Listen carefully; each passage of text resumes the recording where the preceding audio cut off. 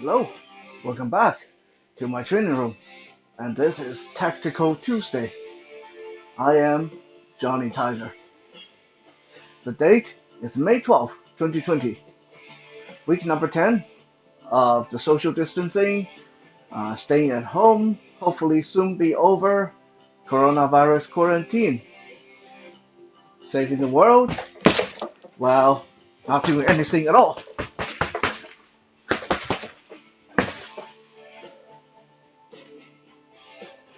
That's actually quite satisfying. Anyway, now that I got that out of my system. Now, today I want to talk a little bit more and do a little bit less. Now, I know some of you already said that you are already really long-winded. What do you mean talk a little bit more? Well, usually in Tactical Tuesday, I try to show more than talk. But today I think there's something important that needs to be addressed. We're going to talk about the five most fatal or deadly assumptions you can make in a street fight or a real life, real scenario, real situation where the person is actually there to do you harm. I say real and street fight. Obviously, these can happen in the back alley, can happen at a bar, or in the office, or someone breaking into your home. Can happen anywhere, in the schoolyard.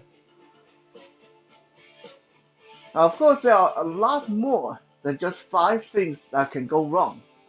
But if we really want to take a look at all the combative scenarios, all the real life situations that went down in the past 10, 20, 30 years, we can narrow it down to five major disasters when people make these assumptions, that's when things generally go really, really bad. Item number one, the assumption that the person is going to be incompetent. More and more police officers, law enforcement officers, even bouncers are finding out that because of the readily availability of martial art training, UFC, MMA, Jiu-Jitsu, Brazilian Jiu-Jitsu, Judo, Karate, almost every college, every university now have some kind of a martial art club. That the chance of going out there and get attacked or mugged by someone who is totally inept or incompetent is quite low. You're more likely to run into someone who know a little bit something about fighting, especially if this person, let's think about this, if this person over here make his living robbing people, roughing up people, intimidating people, do you really think that he is going to walk around without an idea of what he's doing? Now, if this person, God forbid, has been in the military, or if this person has been in jail, in and out of jail a few times, then you got a really bad situation on your hand. I hear a lot of martial artists, especially young ones, talk about this. They say, well, when I go out there, most of the people you encounter will be normal people, regular people. They won't know what I know, so I'll be okay. Very, very, very dangerous. Do not make that assumption. When you get into a situation where you engage, especially when you engage the person in a fight, do not assume that they don't know anything. This person may know a lot more than you do. Look around on the internet, look around on Google, you'll see countless cases of officers, civilians getting badly wounded or even dead because they didn't know that their attacker was a former heavyweight champion of this or heavyweight champion of that or master of this or master of that. Now, you guys going to find this out eventually when the Johnny Tiger documentary hits the market, hits the big screen. So uh, I might as well say this. I tell a lot of my students that you guys think that I am very good at what I do. You guys think that I'm very good at fighting. Now, just think, once upon a time, maybe almost 20 years ago, when I was a teenager, I was one of those hoodlums out there on the street. Was I as good a fighter as I am now back then?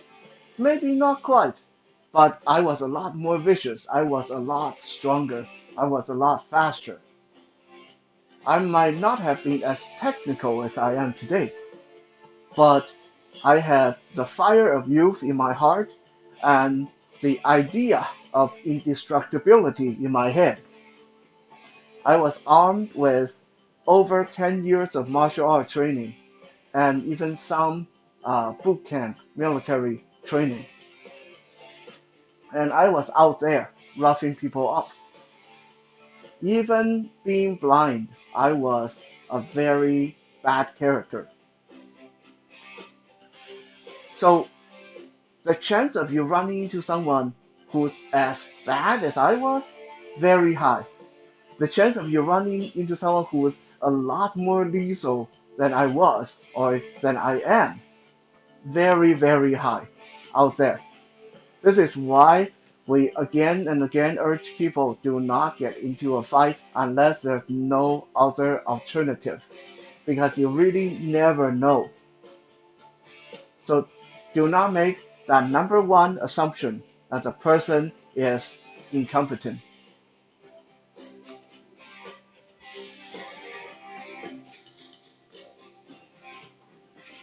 Number two, assuming that the fight is going to be fair. Now, a lot of people say this one's obvious. Obviously, in street fight, not going to be fair. But a lot of people do not realize how unfair it is or it can get. You thinking that it's not going to be fair, maybe you are thinking about gouging the eyes of the person. Maybe you are thinking about hitting them in the groin. Maybe you are thinking about hitting them in the throat. Maybe you are thinking about punching them in the face. Maybe you are thinking about stomping on them when they're down. That may be the unfairness, the extent of it being unfair. That most of us, at least I think most of us, civilians or normal human beings, peace-loving, normal, just want to go home and survive human beings. That's the extent of our imagination of unfair. A lot of people do not take into consideration that unfair means this person probably is going to have a weapon. This person is going to be willing to use that weapon. This person probably willing to murder you, stick you in the guts with a knife, just for the watch on your wrist or your cell phone. This person probably has friends. This person always have an advantage. Why is a fight never fair out there on the street? Because predators will not engage you unless they have a clear advantage, unless they have a clear edge over you. So these people that are out there attacking you, mugging you, stealing things from you, trashing your car, vandalizing your houses, these people, they have an angle already set up. It's not going to be fair because they are not playing on your playing field. You just want to survive. They probably want to murder you. They probably want to kill you. That's two very different motives. Uh, so, number two, biggest fatal assumption, assuming it's going to be fair. Always Be prepared for that. Don't assume they don't have a weapon. Don't assume they don't have a friend. And don't assume that they are not willing to go over the edge, go over the top to get what they want. Because a lot of them will.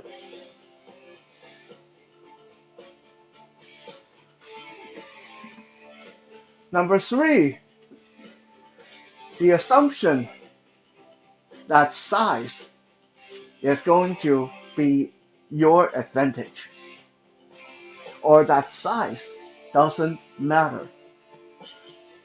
Do not make the assumption of size. Again, this predator will not attack you unless he or she already have a clear advantage. Don't assume that just because they are big, they'll be slow. Big guys can be frighteningly fast, amazingly fast sometimes.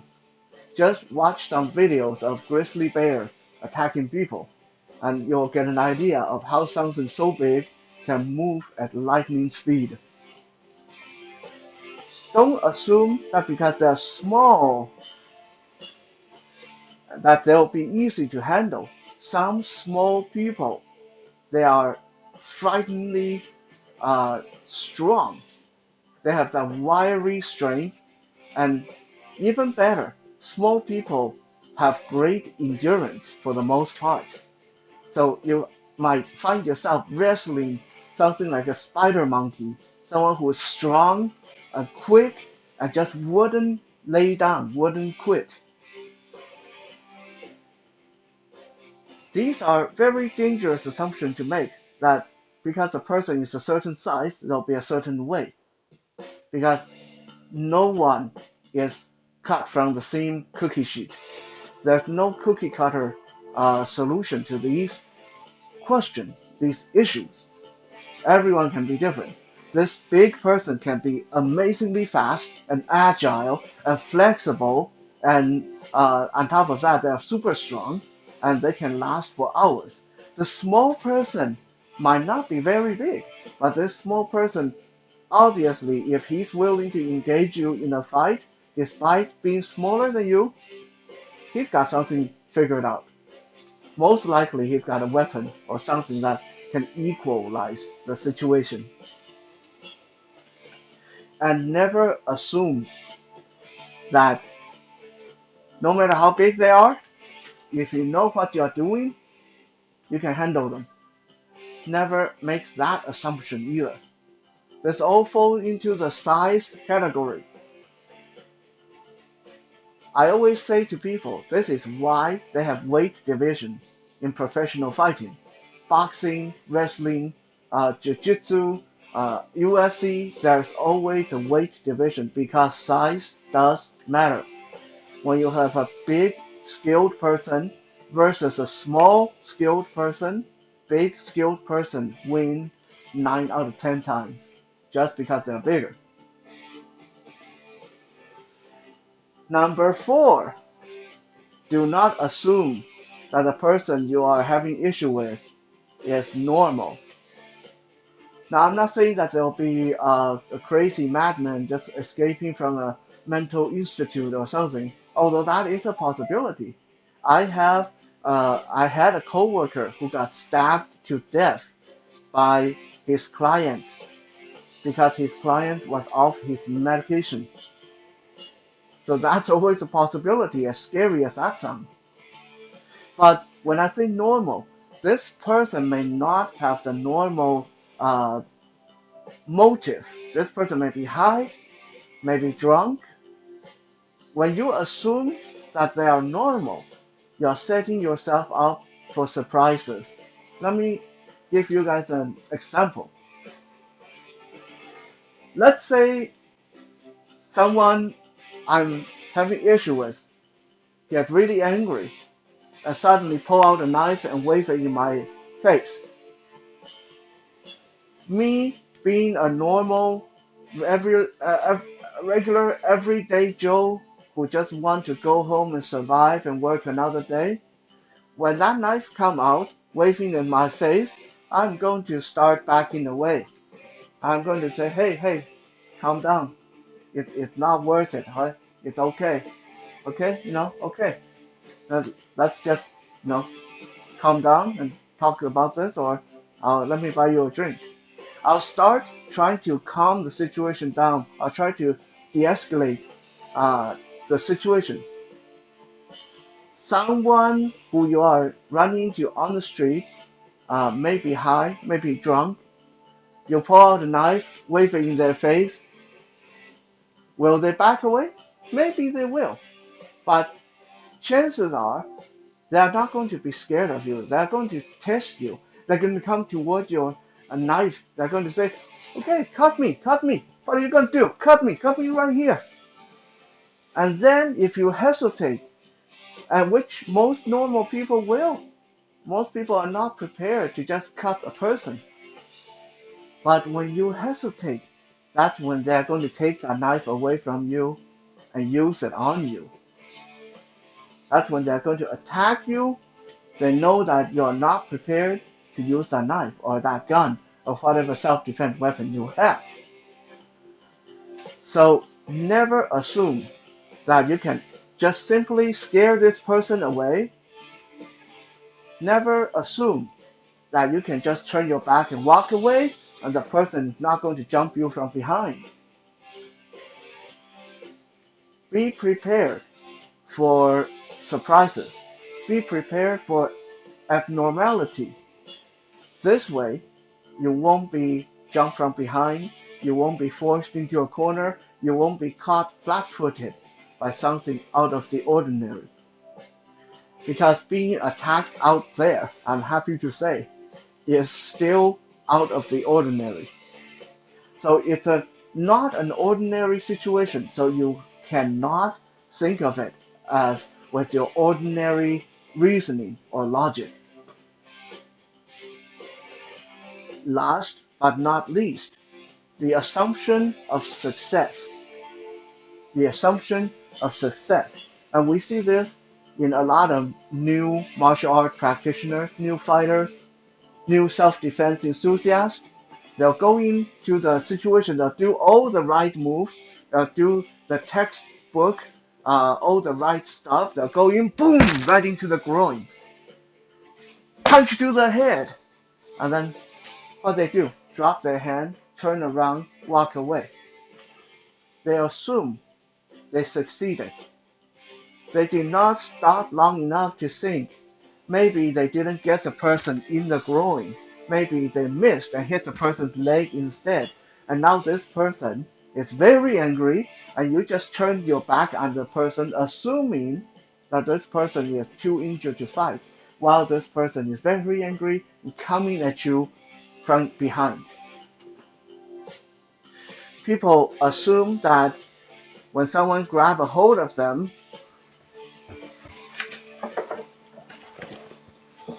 they can just do some fancy jiu-jitsu move and boom into the rib, elbow into the rib, turn around, pow into the face, and the fight is over.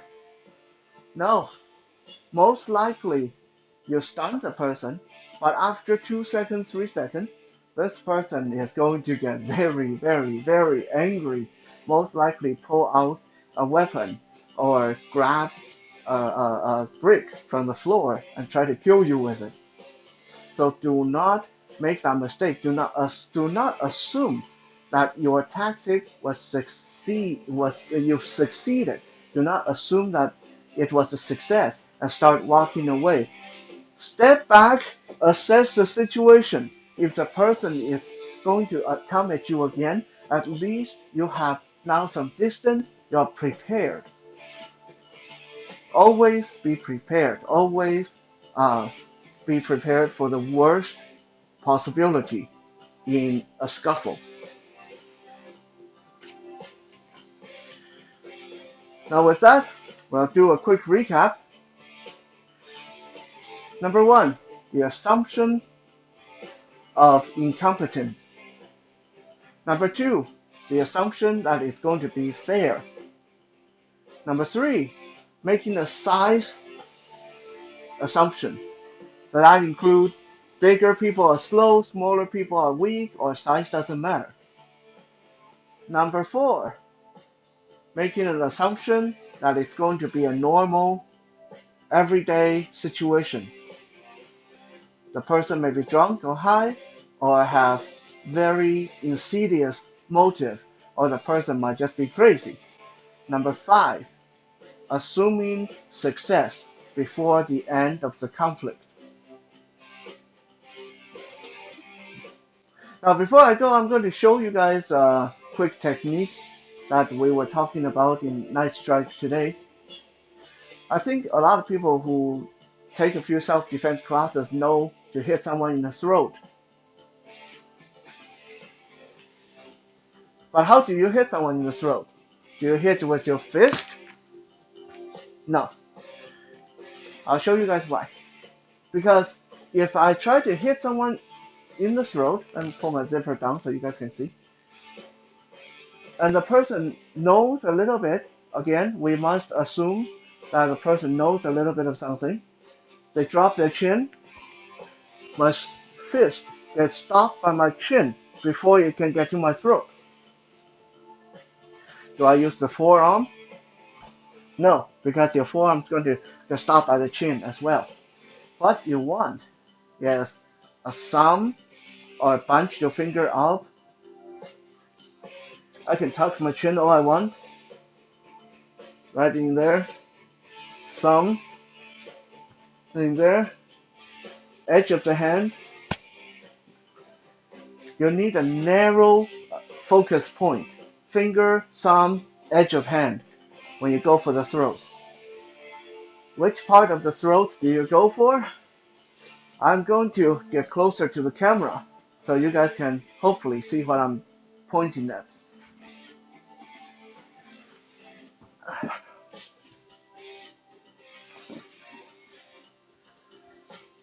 If you take your finger and trace from the bottom of your chin down, you'll notice that for the most part, there's a large section of your throat that can tense up when you tense up your jaw, when you tense up your face.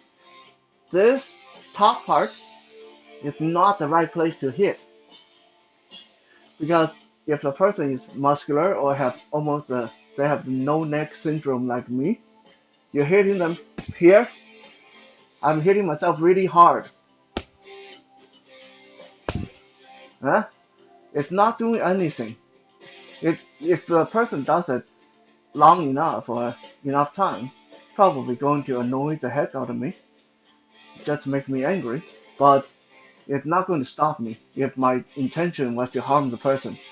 What you want to target is if you take your finger and trace the middle of the person's chest, follow the hard bone up to the very top of the clavicle. Here. Right here. Hope you guys can see where my thumb is. Right here. That, no matter how the person tenses up, no matter how big the person is, soft. Right here. What you want is aim at that point, right above the clavicle. Go in, drive in, think about pushing the front of their throat all the way to the back of their spine. Keep in mind that attacking someone's throat has a possibility of killing them or gravely injure them for long term. So do not try this on your cousin or drunk uncle or something. This is something that only to be utilized if it is really a life or death situation. Thank you for checking out today's Tactical Tuesday. We'll be back again tomorrow for Wisdom Wednesday. For now, stay safe, stay strong, and thank you.